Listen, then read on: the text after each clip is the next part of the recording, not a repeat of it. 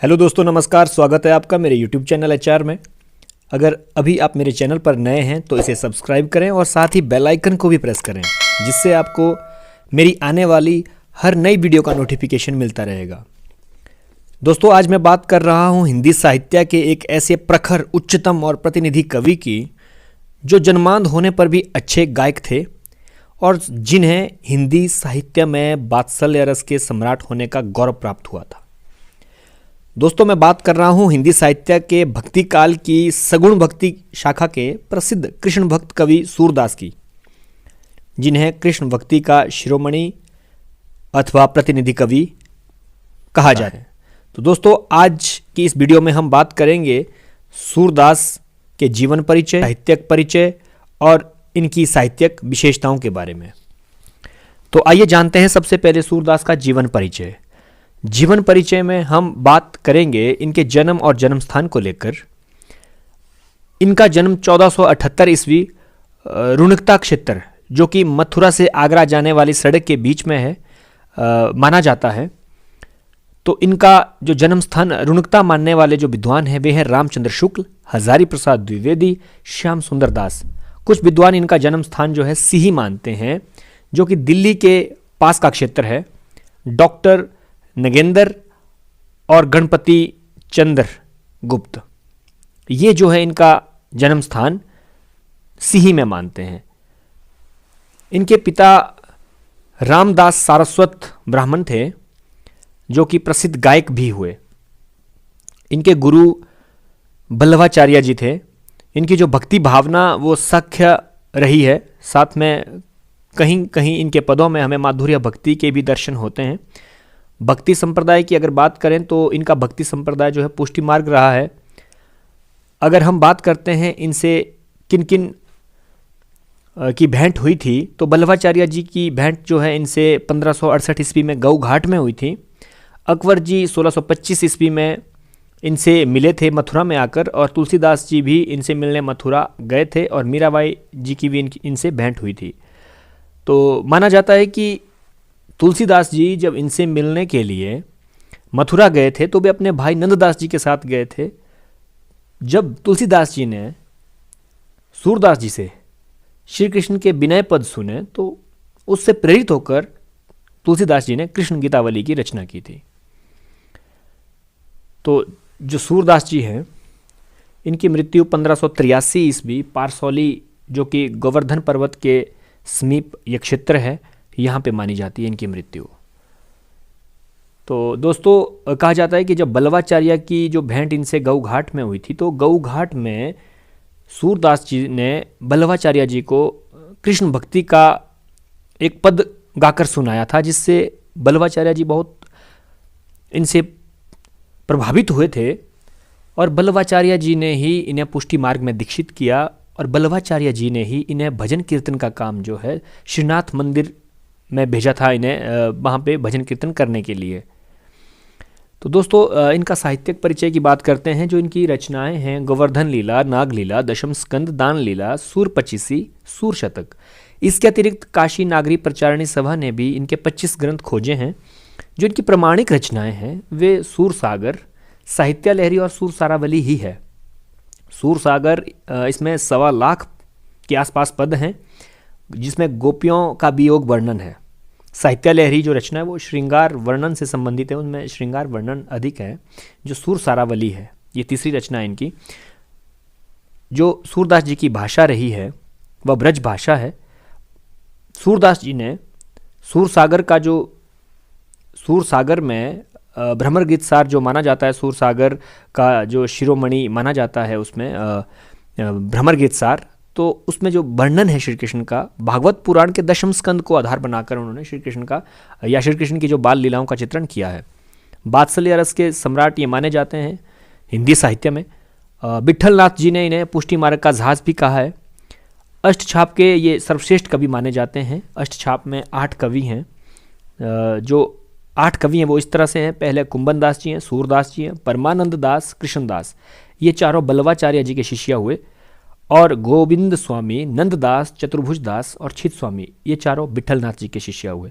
तो यहाँ पे मैं स्पष्ट कर देना चाहता हूँ कि जो विठलनाथ जी थे वो बल्लवाचार्य जी के पुत्र थे, और विठलनाथ ने ही 1565 ईस्वी में अष्टछाप की स्थापना की थी। तो ये प्रश्न प्रतियोगी परीक्षाओं की दृष्टि से अति महत्वपूर्ण है, तो चाहे आप इसका स्क्रीनशॉट भी ले सकते हैं इस पृष्ठ का। तो चलिए बात करते हैं हिंदी साहित्य में सूरदास के स्थान की। तो हिंदी साहित्य को हम 4 भागों में बांटते हैं, आदिकाल, भक्तिकाल, भक्तिकाल को हम मध्यकाल भी कहते हैं, रीतिकाल और आधुनिक काल। भक्तिकाल की 2 धाराएं हैं, 2 शाखाएं हैं, निर्गुण भक्ति काव्य धारा और सगुण भक्ति काव्य धारा।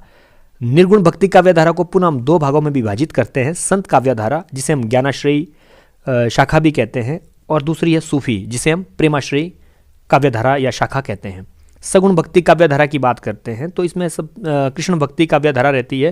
कृष्ण भक्ति काव्य धारा के जो प्रतिनिधि कवि हैं वे हैं सूरदास जी, और दूसरी जो है इसकी राम भक्ति काव्य धारा है जिसमें हम बात कर चुके हैं, तुलसीदास जी इसके प्रतिनिधि कवि माने जाते हैं। तो दोस्तों अब बात करते हैं सूरदास की साहित्यिक विशेषताओं के बारे में। जो सूरदास की साहित्यिक विशेषता है उन्हें मैंने एक चित्र के माध्यम से समझाने की कोशिश की है। तो सबसे पहले है इनकी सगुण ईश्वर की उपासना। जो सूरदास जी हैं उन्होंने सगुण ईश्वर की उपासना की है। जितने भी हमारे पास कृष्ण भक्त कवि हुए, चाहे वो मीराबाई हैं, चाहे रहीम है, रसखान है, नागरीदास जी हैं, नरोत्तम दास जी हैं, जितने भी कवि हुए, इन सब की जो भक्ति रही है वो सगुण रही है और कृष्ण के ये उपासक रहे हैं। खंडन मंडन से ये दूर रहे हैं। इन्होंने कबीर की तरह निर्गुण की उपासना नहीं की। जो कबीर थे उन्होंने निर्गुण की उपासना की थी। जो उनके प्रभु थे उनका कोई निश्चित रंग रूप आकार नहीं था।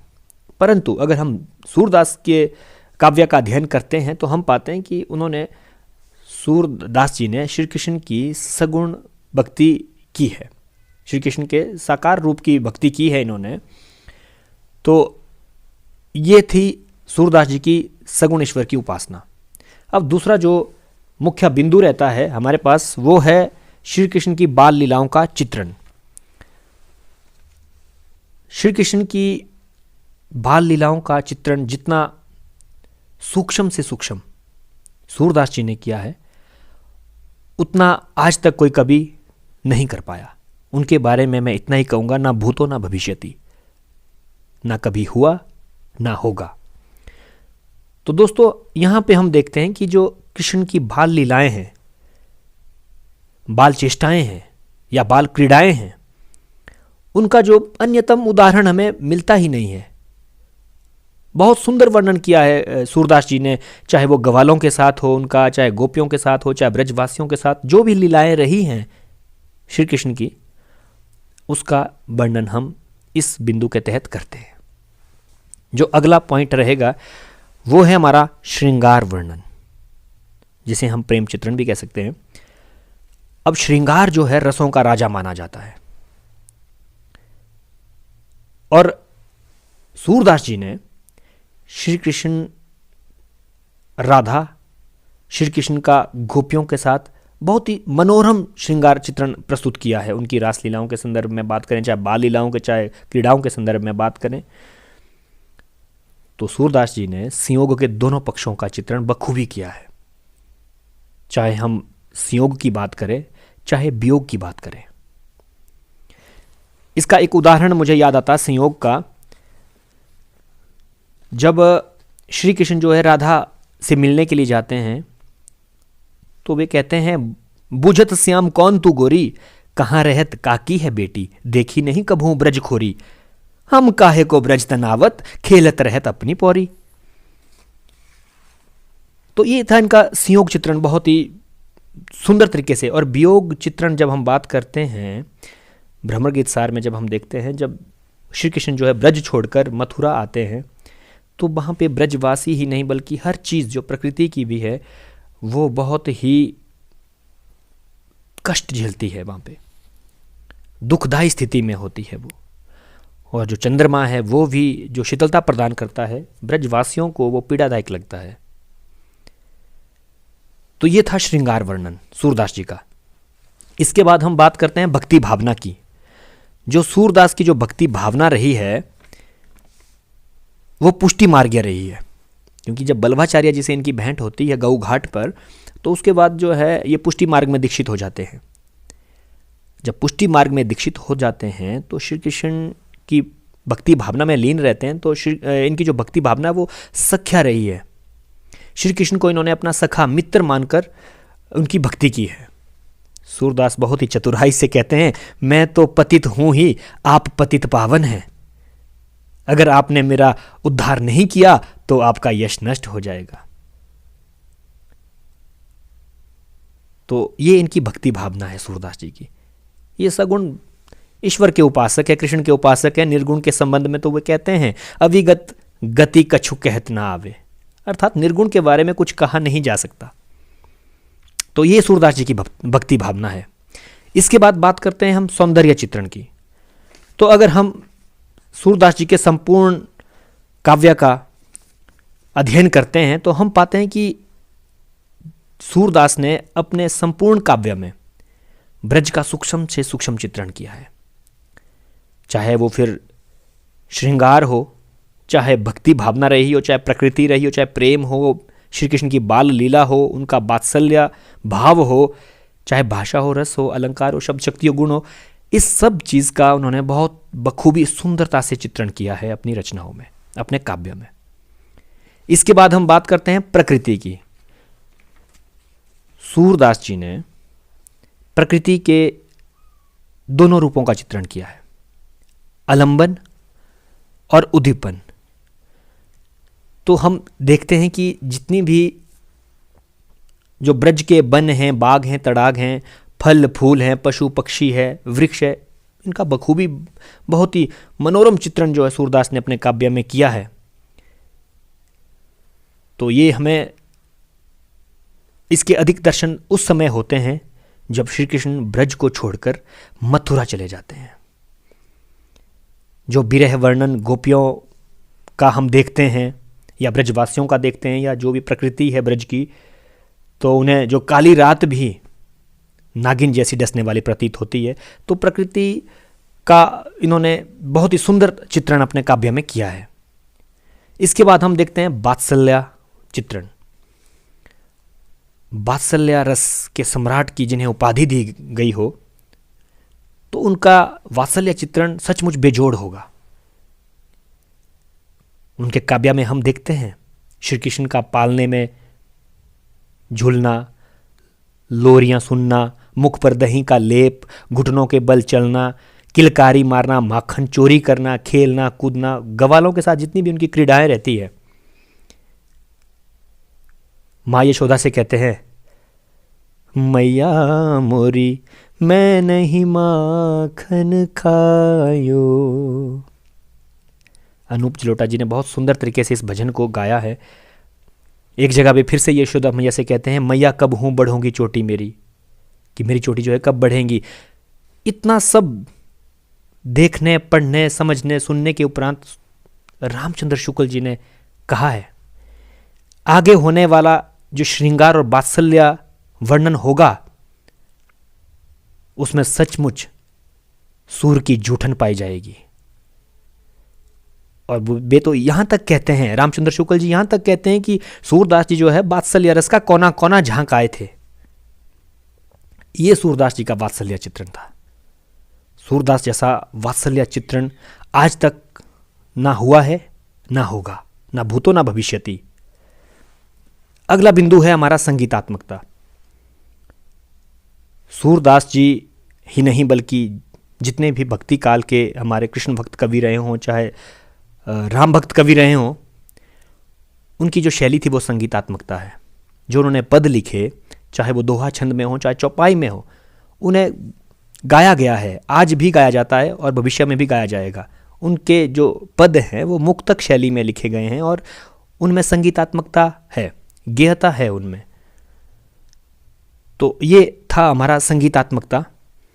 तो जो अंतिम बिंदु रहेगा हमारा, जो अंतिम बिंदु है वो भाषा शैली रस छंद अलंकार है। इससे पहले मैं एक और बिंदु आपसे डिस्कस करूंगा कि प्रेम की अलौकिकता। ये सूरदास जी ने प्रेम की अलौकिकता का भी वर्णन किया है। जब श्री कृष्ण उद्धव को मथुरा से ब्रज भेजते हैं, ब्रजवासियों के पास अपना संदेश लेकर भेजते हैं, तो गोपियां तर्क बितर्क कर जो है उद्धव की अलौकिकता को मानने से साफ इनकार करती हैं, क्योंकि उद्धव उन्हें अलौकिकता का संदेश देते हैं, निर्गुण का संदेश देते हैं वहां जाकर। तो गोपियां जो है किसी भी रूप में उसे मानने से इनकार कर देती हैं। तो अंतिम जो बिंदु रहता है हमारा, वो है भाषा, शैली, रस, छंद, अलंकार, शब्द शक्ति इत्यादि। तो जो सूरदास जी की भाषा है वो प्रवाहमयी है, परिमार्जित है। लोक जीवन का चित्रण होने के कारण अपने आप में उनकी भाषा जो है बहुत ही चित्रमयी बन जाती है। ब्रज का संपूर्ण जो वर्णन है उनके काव्य में जब मिलता है तो निश्चित ही जहाँ श्री कृष्ण की जन्मभूमि रही हो तो निश्चित ही वो भाषा जो है सूरदास ने अपनाई, और उसमें लोक जीवन का चित्रण होने के कारण देशज शब्द, तद्भव, तत्सम, इस तरह के शब्दों का आना स्वाभाविक था। लोकोक्तियाँ हो चाहे मुहावरे हों, यह भी सूरदास ने इनका भी चित्रण किया है, वर्णन किया है, प्रयोग किया है अपनी रचनाओं में। शैली की बात करें तो मुक्तक इनका काव्य रहा है, वर्णनात्मकता उसमें देखने को मिलती है, श्री कृष्ण की लीलाओं का वर्णन हुआ है उसमें, और साथ में संगीतात्मकता जिसे हम गेयता भी कहते हैं, और चित्रात्मक, ये सब शैलियाँ हैं सूरदास जी ने प्रयुक्त की हैं। अलंकार की बात करें तो अलंकारों में उन्होंने शब्दालंकार में अनुप्रास, यमक, श्लेष, विप्सा, वक्रोक्ति, इन सभी अलंकारों का चित्रण किया है। साथ में उन्होंने वर्णन किया है अर्थालंकार, चाहे वो रूपक हो, चाहे उपमा, उत्प्रेक्षा, इन सभी अलंकारों का, चाहे हम पाश्चात्य अलंकार मानवीकरण की बात करें तो उसका भी उन्होंने अपनी रचनाओं में चित्रण किया है। तो छंद की बात करें तो जितने भी कृष्ण भक्त कवि हुए या सूरदास की बात करें तो उन्होंने पदों में रचनाएं की हैं। रस की बात करते हैं, लगभग 9 के 9 रसों का चित्रण हमें सूरदास की रचनाओं में देखने को मिलता है, परंतु वात्सल्य रस, श्रृंगार रस और भक्ति रस जो है उनकी रचनाओं में प्रमुख रूप से दृष्टिगत होता है। शब्द शक्ति की बात करें तो लक्षणा, व्यंजना, अविधा शब्द शक्ति अपने आप उनके काव्य में आ गई हैं। तो दोस्तों, अगर मैं सूरदास जी के निष्कर्ष के बारे में बात करूं तो सूर के जो पदभाव और कला है दोनों दृष्टियों से सशक्त और समुन्नत है। सूरदास जी ने जितनी तन्मयता से विनय के पद रचे हैं उतनी ही कलात्मकता से लीला के पदों का भी निर्माण किया है। सूर वास्तव में सूर साहित्य आकाश के सूर्य के समान है। दोस्तों, ये था हमारा सूरदास के ऊपर छोटा सा व्याख्यान। अगर आपको ये वीडियो पसंद आई हो तो इसे लाइक और शेयर करना ना भूलें। आगे के सुझाव आप मुझे कमेंट करके लिख सकते हैं। बहुत बहुत धन्यवाद।